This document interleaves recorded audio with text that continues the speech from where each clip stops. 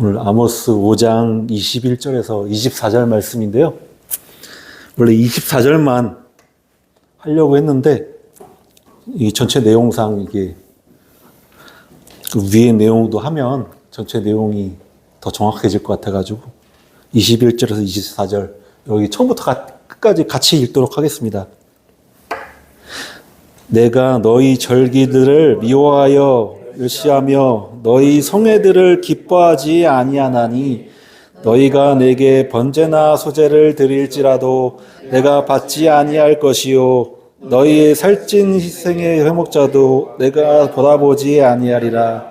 내 노랫소리를 내 앞에서 그칠지어다 내 화소리도 내가 듣지 아니하리라. 오직 정의를 물같이 공의를 마르지 않는 강같이 흐르게 할지어다. 아멘. 소선지서를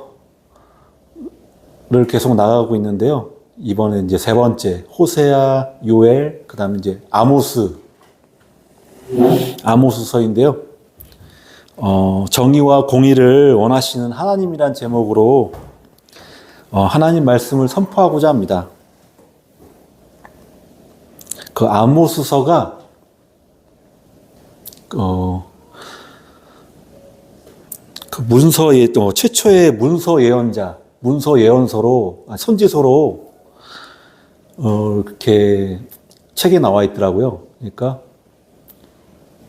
그 예언자 선지자가 문서로 남긴 최초의 문서 선지서라고 이렇게 주장을 하는데 또 학자마다 다르더라고요. 또 요엘이 최초의 문서 선지서다 라고 하는 경우도 있고, 근데 학자마다 다 다른데요. 또 차준희 교수님 책 읽어보니까 거기서는 이 아모스가 최초의 문서 예언서다라고 이렇게 적혀 있더라고요. 그 아모스 시대의 적 상황을 잠깐 보고자 하는데, 그 아모스는 남유다의 그 드고아에서 태어났어요. 태어나고 보통 예언자나 선지자의 뭐 아들이나 뭐 이렇게 친인척이나 유명한 뭐 가문 이 하나님 말씀을 선포한 예가 많았는데 전혀 뜬금없게 양을 치는, 그러니까 목축업자죠. 양을 치는 사람이고 드고아에서 뽕나무를 재배하는 농부의 역할도 했어요. 그리고 아모스가 여호와의 날이라는 용어를 최초로 쓴 사람이라고 하더라고요. 이 여호와의 날이 요엘에서도 나왔는데 아모스서에서도 되게 중요한 의미로 써 있어요.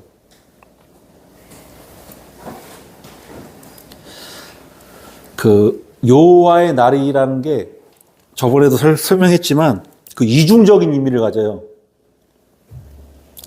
그러니까 역사에 여호와 하나님께서 직접 개입하시는 날이야. 인간이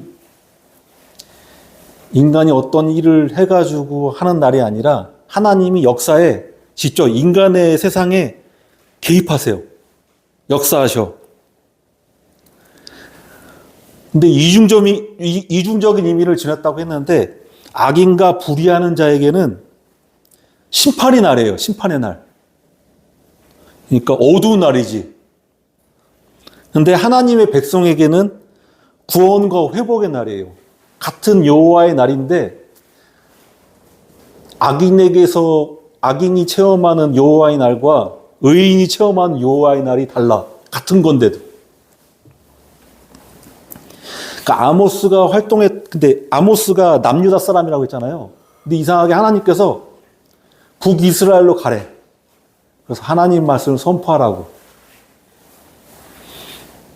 그래서 아마샤라는 그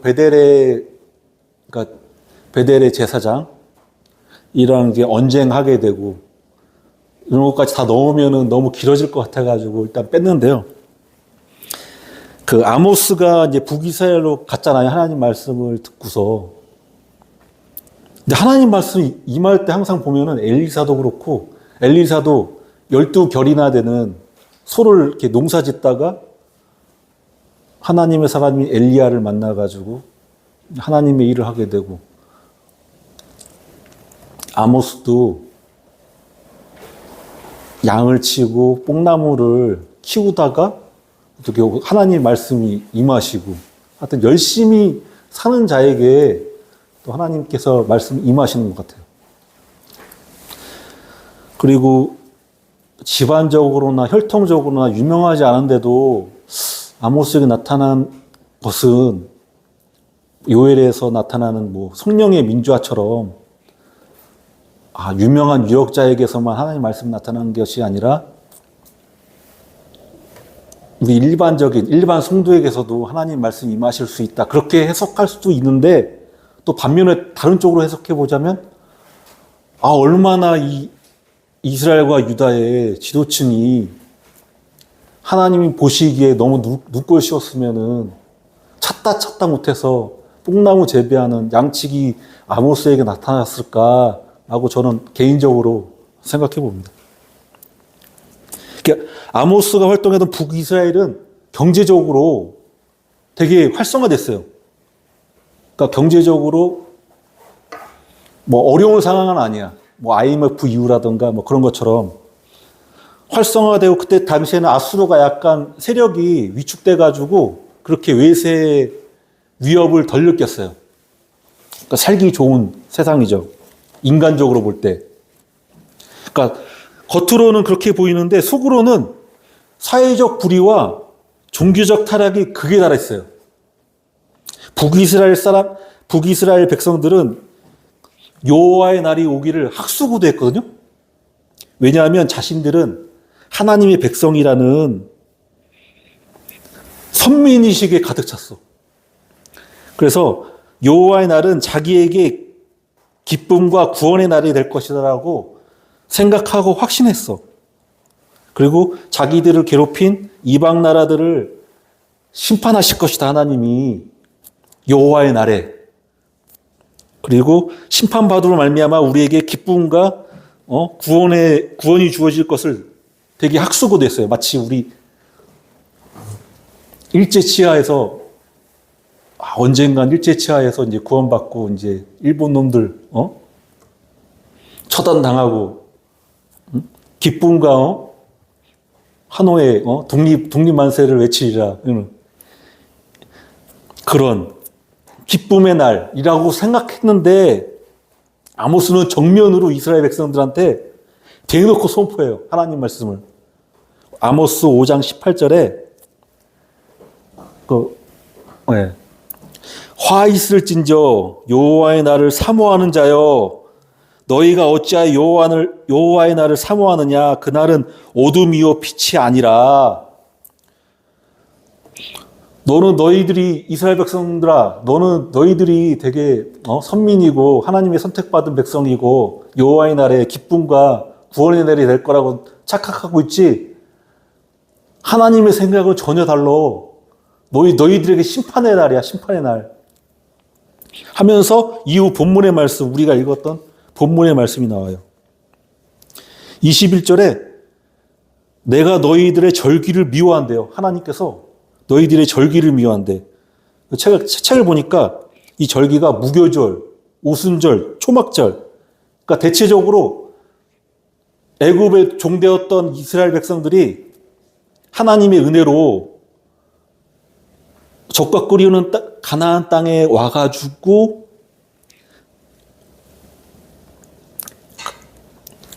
그 무교절, 또 오순절이라는 게 이제 가나안 땅에서 이제 곡식을 키워가지고 이제 첫 열매니까 우리나라 추수감사절처럼 하나님께 감사하는 종의 신분에서 자유인으로서 하나님께 예배드리는 예배자로서 그 감사하는 그 초막절은 또 우리가 광야에서 초막을 지어서 40년 동안 고생해서 이렇게 우리에게 왔듯이 하나님의 은혜로 우리가 지금 적과 꿀이 흐르는 가나안 땅에 왔다. 하여튼 이 절기는 하나님께 감사하는 날이에요. 기뻐하는 날이야. 근데 하나님께서 이 절기들을 미워한대요. 멸시한대. 그리고 너희들의 성회 이렇게 모여서 하나님께 찬양하고 예배하는 거를 기뻐하지 않는데요. 또 22절에 내게 번제나 소제를 드릴지라도 내가 받지 아니할 것이요 너희 살찐 희생의 화목제도 내가 돌아보지 아니하리라. 번제, 소제, 화목제, 속건제, 속죄제 5대 제사잖아요. 하나님께서 드리라고 했는데 하나님께서 안 받으시겠대. 거절했어, 거절. 그리고 23절에 내 노랫소리를 내 앞에서 그칠지어다 내 비파 소리도 내가 듣지 아니하리라. 너희들의 찬양도 내가 안 받을 거야.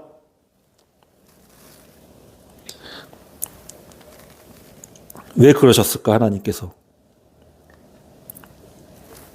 여기가 북이스라엘이라고 했잖아요.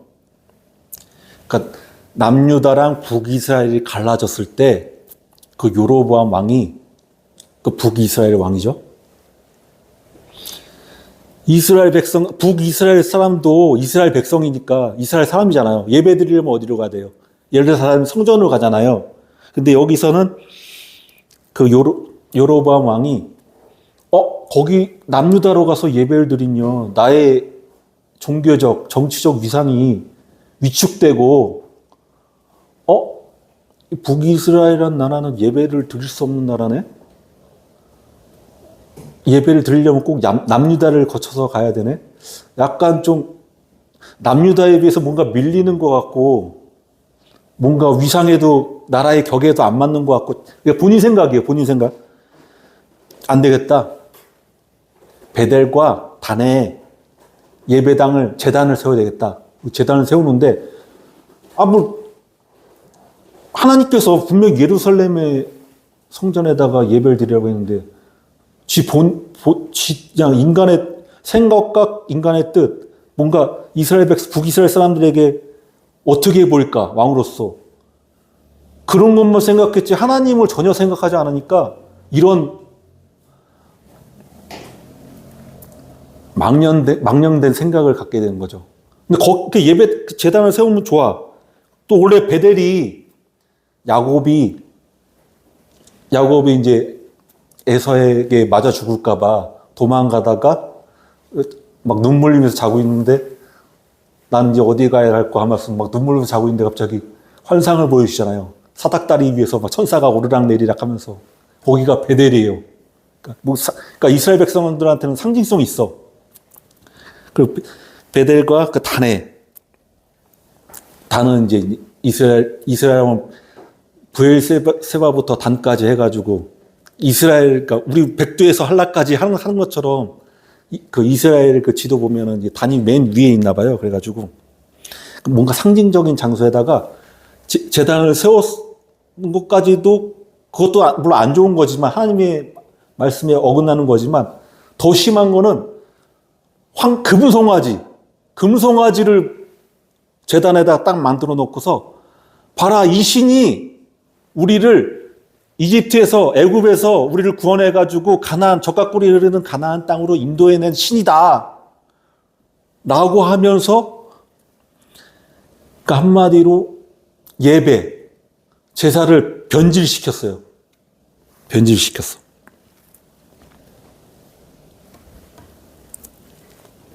그러니까 우리가 제사를 이렇게 볼 때 보통 희생 제물을 바치잖아요. 원래 내가 죽어야 돼, 내가 죽어야 되는데 죽을 수가 없으니까 대신 희생 제물이 죽어서 태워져서 하나님의 그 분노를 잠재우고 하나님이 기쁘시게 흠양할 수 있게 하는 거잖아요. 이 예배의 뜻이 뭐겠어요? 제사의 뜻이. 정현진의 뜻과 의는 죽고 오로지 하나님의 생각과 의만 드러나는 게 예배잖아요. 제사잖아요. 근데 북이스라엘 사람들은 자기가 죽을 생각은 전혀 없고 형식만 제사만 잘 드려. 그러니까 제사를 드리라고 하는데 제밥에만 관심 있고 그 제사의 진정한 의미를 전혀 관심 없어요. 북이스라엘 사람들은. 그러니까 겉에 보이는 것을 추구하고 겉에 보이는 그런 남에게, 그러니까 사람들에게 어떻게 보일까만 중시하고 진정 하나님이 나를 어떻게 생각하고 어떻게 보실까라는 건 전혀 생각하지 않는 마치 사울 왕과 같은 사무엘이 오도록 기다려야 되는데 자꾸 조급해하니까 이스라엘 백성들이 왜 전쟁하기 전에 하나님께 제사를 드리고 전쟁해야 되는데 왜 안 오시냐 막 다급해하니까 자기가 막 제사를 드려버리고.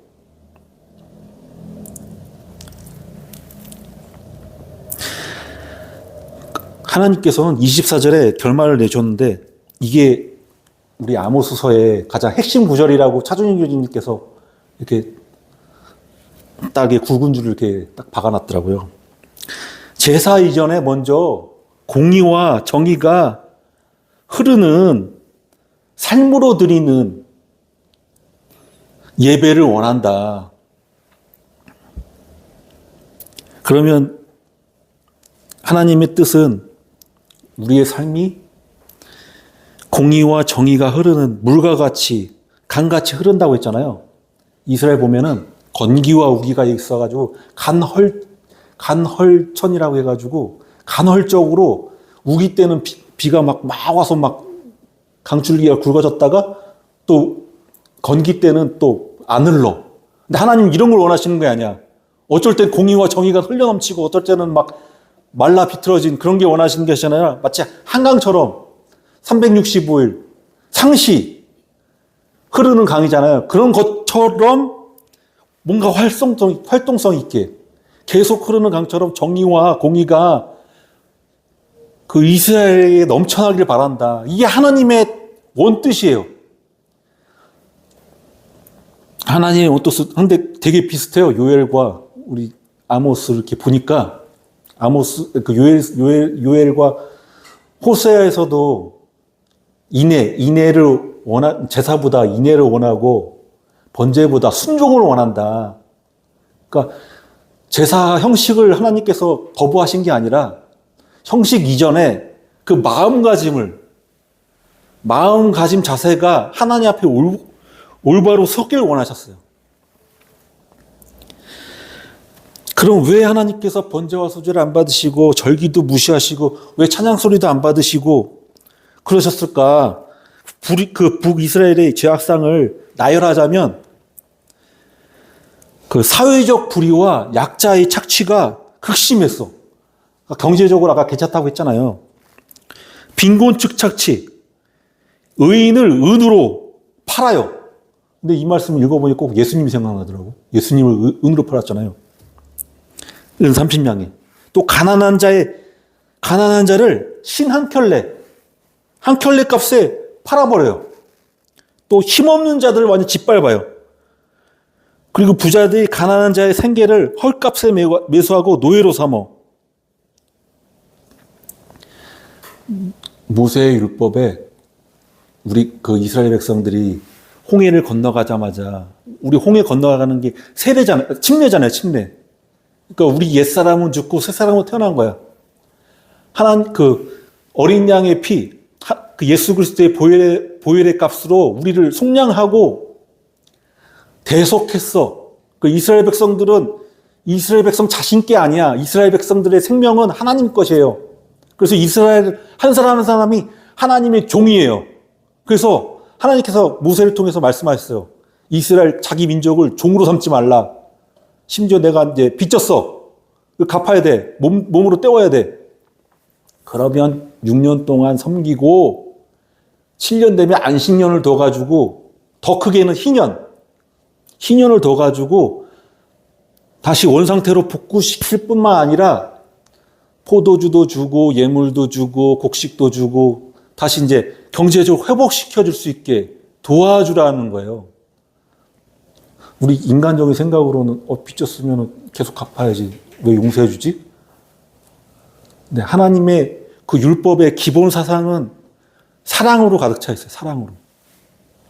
그러니까 우리 대한민국 국민의 생각으로는 도저히 이해 안 가는데 하나님의 그런 사상과 생각은 용서로 가득 찼고 사랑으로 가득 찼어요. 그래서 종으로 삼으면 안 돼.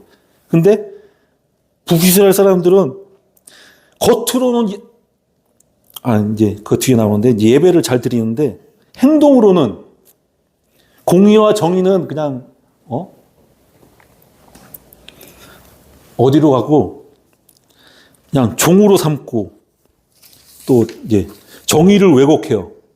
성문에서 보통 성문이 하면 이제 우리로 치면 재판소거든요. 재판소, 재판장.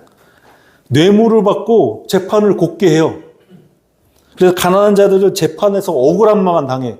부자들은 항상 이득을 취하고. 그래서 아모스 5장 7절에 정의를 쓴 쑥으로 바꾸며 공의를 땅에 던지는 자들아. 사회의 정의와 사회의 정의와 공평함이 가득 차야 되는데 그런 공평함을 가져와야 될 공의가 오히려 사람들에게 쓰라린 고통과 쓴맛, 쓴쑥, 그러니까 재앙만 가져다 주고 변질됐어. 정의가. 그리고 지켜야 될 도덕적 이모와 올바른 행위가 마치 쓸모없는 물건처럼 땅바닥에 내팽개졌었어요. 저 이런 친구 봤거든요. 막 이렇게 아이스크림 먹고 껍데기.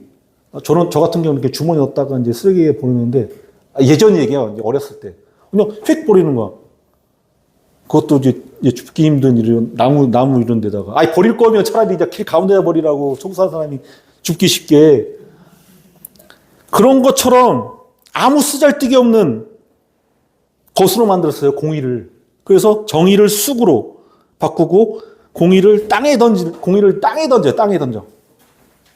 공의를 아무 쓰잘데기 없는 것으로 만들어버렸어요. 북이스라엘 사람들이. 그리고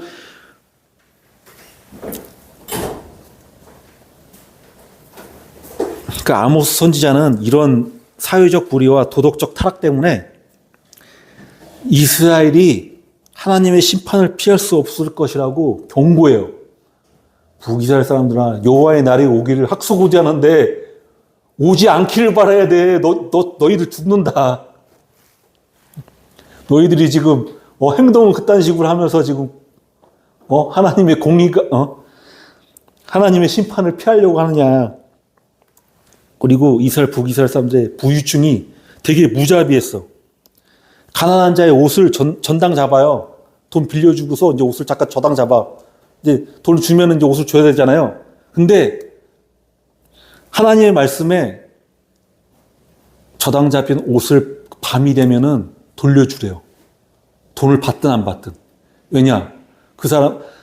이스라엘은 일교차가 크기 때문에 밤에 되게 추워요. 겉옷이 있어야 돼.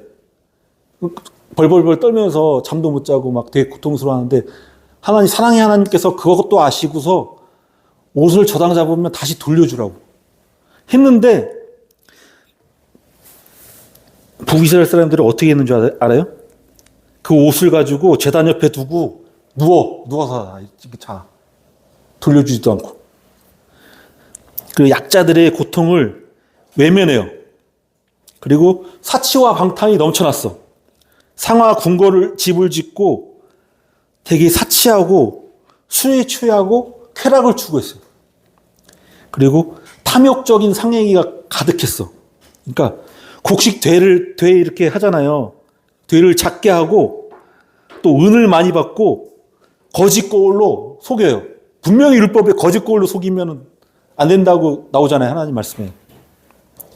그러면서 이 나쁜 이 판매자들이 어떤 말을 하는 줄 알아요? 빨리 안식일이 지나갔으면 좋겠다. 안식일에는 물건을 못 팔거든.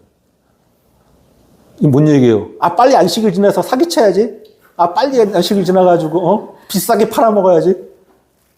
그런 거예요. 이게 성경책에 나와요, 지금. 제가 성경 구절 다 일일이 넣기가 좀 그래가지고.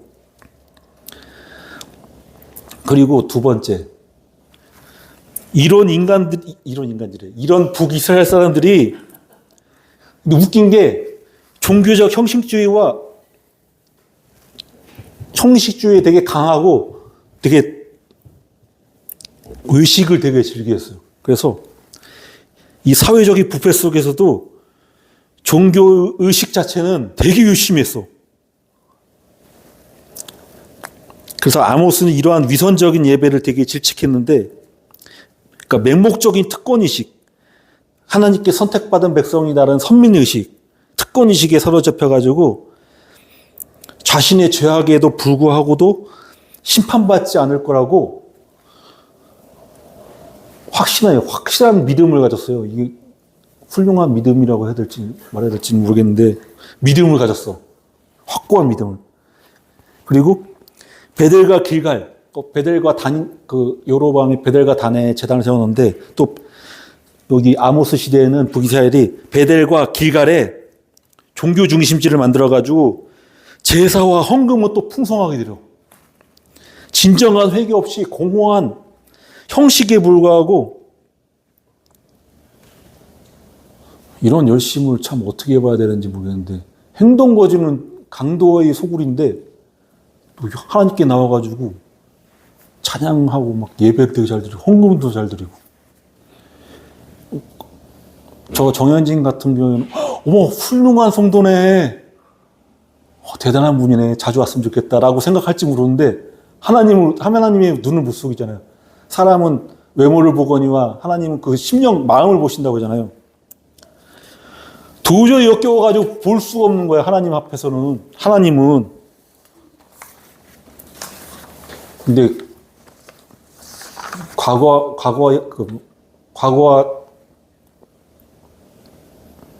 현재가 성경 구절에 새로운 것이 없다고 하잖아요. 새로운 것이.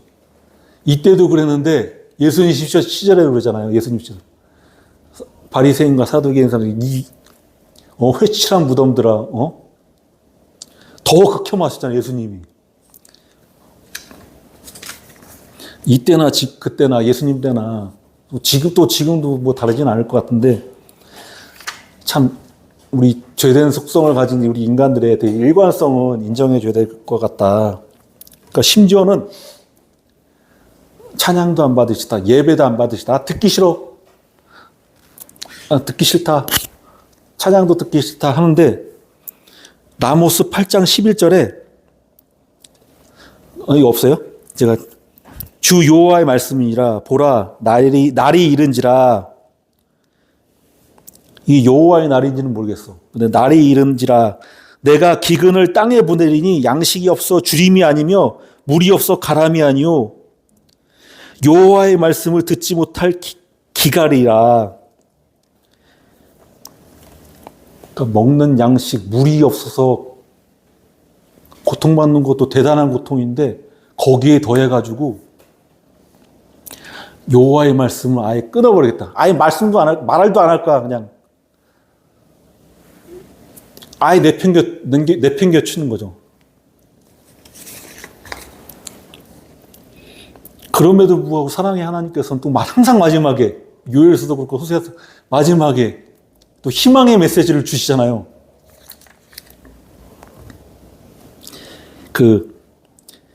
아까 제가 베델, 야곱의 사닥다리 환상을 보고 제단을 쌓은 곳, 그리고 단은 이스라엘의 최북단이라고 했잖아요.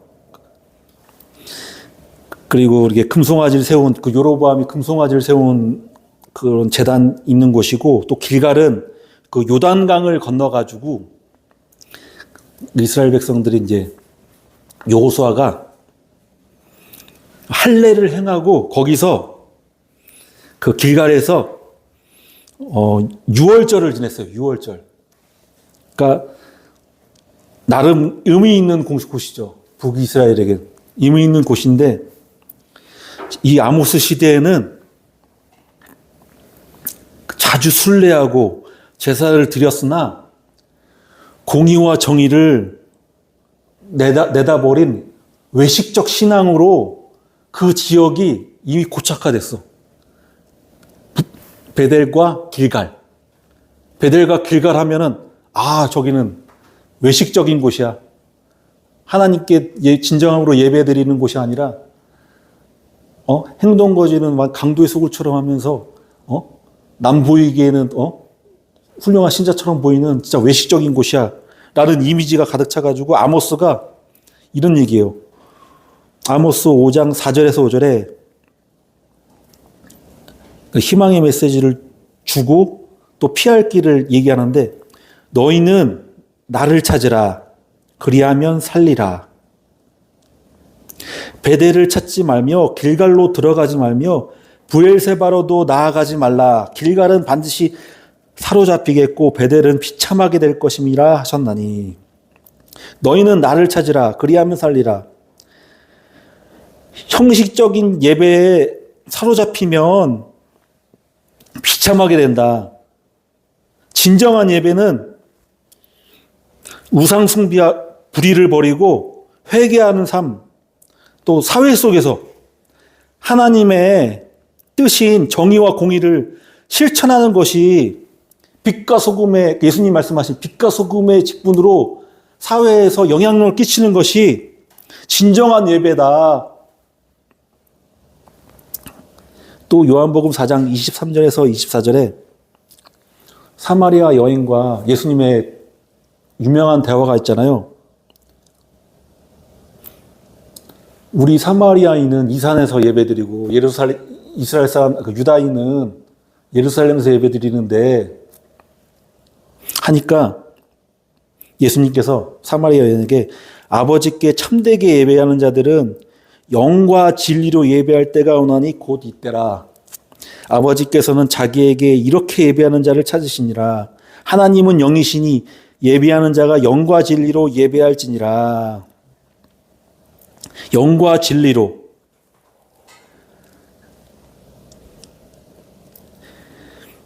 그러니까 영과 진리로 예배하는데 영은 성령님의, 하나님께 예배할 때, 하나님 아버지께 예배할 때 성령님의 인도하심에 따라서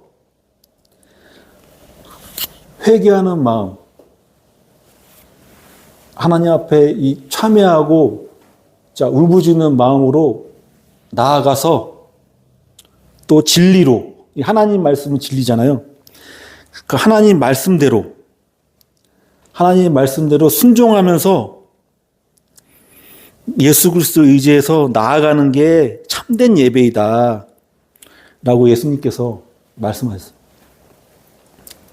그러니까 영과 진리로, 삶으로 정의와 공의를 실천하는 예배를 하나님께 드림으로 영혼이 잘된 같이 범사에 잘되며 생명할 때 넘치게 얻는 믿음의 형제자매 한백교회 성도가 되시기를 나사렛 예수 그리스도의 이름으로 축복합니다. 축복합니다. 축복합니다. 네.